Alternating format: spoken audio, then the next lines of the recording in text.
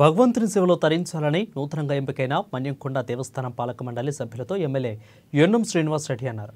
మహబూబ్నగర్ నియోజకవర్గంలోని మన్యంకొండ శ్రీ లక్ష్మీ వెంకటేశ్వర స్వామి పాలక మండలి నూతన సభ్యుల ప్రమాణ స్వీకార మహోత్సవానికి ఆయన ముఖ్య అతిథిగా హాజరయ్యారు. భగవంతుని సేవ లభించడం పూర్వజన్మ సుకృతమని, భగవంతునికి చేరువగా సేవ చేసుకునే అవకాశం తనకు అరుదుగా మాత్రమే లభిస్తుందని అన్నారు. మన్యంకొండ దేవస్థానాన్ని బ్రహ్మాండంగా అభివృద్ధి చేసుకుందామని, ఉత్సవాలకు వచ్చే భక్తులకు అన్ని రకాల వసతులు కల్పిస్తామని ఆయన స్పష్టం చేశారు.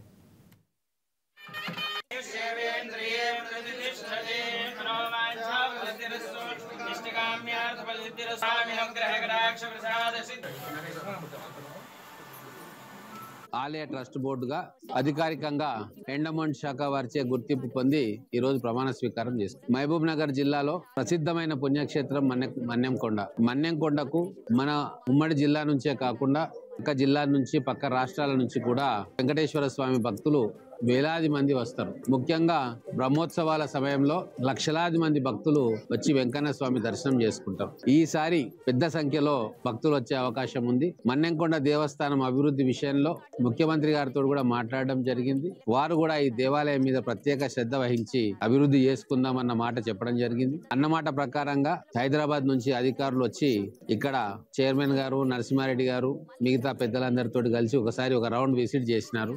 కొన్ని ఎస్టిమేట్స్ కూడా తయారు చేసిండ్రు. భక్తులకు కావాల్సిన సౌకర్యాలన్నీ కూడా ఐడెంటిఫై చేసి ఏం చేస్తే బాగుంటది అని చెప్పి ఒక ప్రాథమికమైన అంచనాకు వచ్చిండ్రు.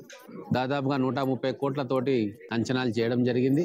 మళ్ళీ నేను 2-3 రోజుల తర్వాత ఈ హడావిడి తగ్గినాక మళ్ళీ వచ్చి నేను, చైర్మన్ గారు, మిగతా పెద్దలు అందరూ మళ్ళొకసారి మొత్తం తిరిగి ఇంకా ఏమైనా ఫెసిలిటీస్ మనం చేయొచ్చా, ఇక్కడ ఉన్న అధికారులను కావచ్చు, చుట్టుపక్కల గ్రామస్తులను కావచ్చు, భక్తులను కావచ్చు, బోర్డు మెంబర్లను కావచ్చు అడిగి ఇంకేమైనా అడిషన్స్ ఏమైనా ఉంటే వాటిని కూడా ఎస్టిమేట్ చేయించి ప్రభుత్వానికి పంపుతాం.